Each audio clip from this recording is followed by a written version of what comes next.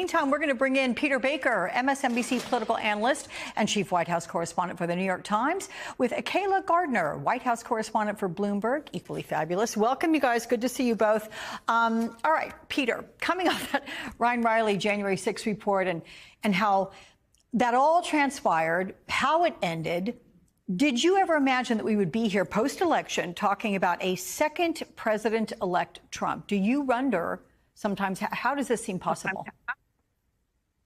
Well, obviously on January 6th or January 7th of 2021, you never would have imagined that, right? He was seen at that point as finished. Even his own party was abandoning him. It felt like that he was a pariah. He was going to be shuffled off to Mar-a-Lago and live in exile. But, you know, we've seen over this last 4 years that that those assumptions were always wrong. And I think what's really striking is that had been this belief, perhaps, that historically he was an aberration.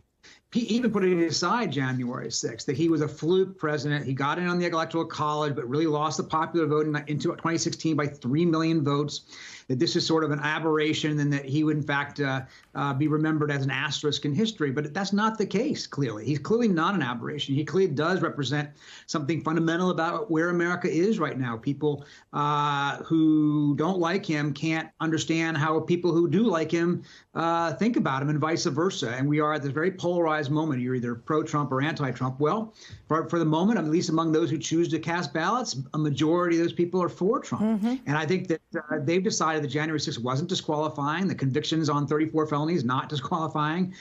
Court verdicts on sexual abuse, fraud, taxes, not disqualifying. That they think it's all part of the persecution of him, as he puts it, or they just don't think it's very relevant to the question of whether they can afford groceries or if the border is under control. I want to ask you both about the now scheduled meeting we're just hearing about, 11 a.m. on Wednesday, that President Biden has invited and President-elect Trump has accepted a meeting there at the White House.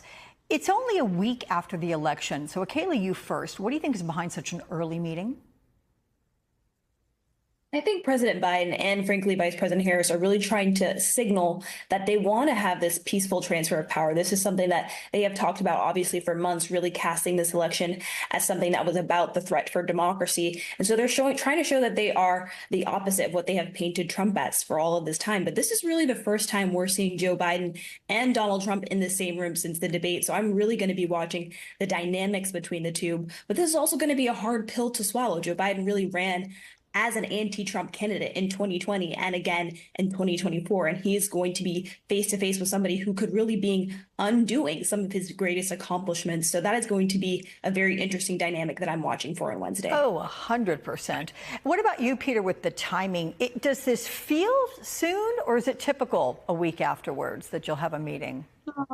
It's not particularly unusual. I think Obama had Trump in roughly the same period in 2016. I have to go back and look it up, but I think that it's typical relatively soon after the election because you want to set the tone. You want to set the tone for a transition. You want to be able to say that we believe in this peaceful transfer of power. And by doing so, of course, Biden is kind of having an implicit jab at Trump, who didn't, of course, as we just said earlier segment, invite him to the White House and didn't believe in the transition of power. Clearly, even just recently in the campaign trail, he says, I shouldn't have left the White House in the first place. He should have somehow stayed in power, even though he wasn't elected. So Biden is trying to model, as we were just saying, good behavior, in effect, to say that all the things that they complained, as you rightly said, about Trump were correct, and that they are the ones who were upholding the traditions and standards of the United States. Yeah. Let me ask you, Peter, about what's new today, which is that your colleague at the New York Times, Lulu Garcia-Navarro, published her very powerful interview with Speaker Emerita Nancy Pelosi. Let's take a listen to some of what she said. I hope we have that soundbite. Because the president endorsed Kamala Harris immediately, that really made it almost impossible to have a primary at that time. If it had been much earlier, it would have been different. But we're not here to agonize. We're here, again, to organize on how we go forward. We're going to have fresh, new talent, perhaps Kamala among them, that's up to her, to go forward for the next election. So, Peter, it kind of appears Pelosi is saying Biden is the one who forced the Democrats' hand. Is that your takeaway as well? Yeah, I think so. I think Pelosi has made it very clear that she thinks that Biden has a great deal of responsibility for what's happened here, both by staying in the race originally deciding to run for re-election at age 80. And then by refusing to drop out right away after that disastrous debate. And then, of course, as she's saying right here, by anointing Kamala Harris without opening it up to a competition. Now, who knows which of those scenarios in a counterfactual world would have produced a different result? We can argue about that, but that's where the Democrats are right now. And it's striking, I think, to hear Nancy Pelosi, who has been a strong ally of President Biden, who helped get him his most important legislative agenda items through Congress, who's central in some ways to his legacy, being so critical of Biden. Yeah.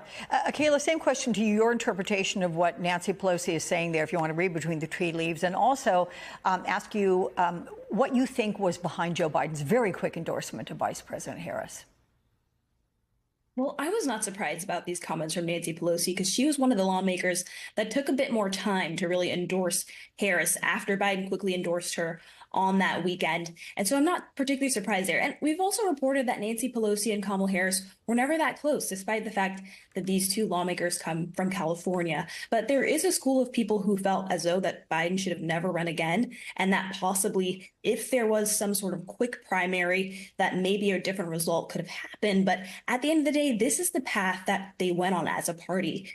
And at the same time, I think that a lot of Democrats would have had a difficulty running in this cycle because there was just such intense pain amongst the electorate about the economy. And Donald Trump became more popular, frankly, than ever because people remembered the economy under his presidency as one where they had more money in their pocket. And that was just going to be a tough political environment for anyone to run in. And some people have also argued that Harris did not focus enough on the economy. She focused more on democracy, on abortion, and they really didn't speak to the needs of the working class. And I think that's why we've seen some of the criticism that we have from people like Bernie Sanders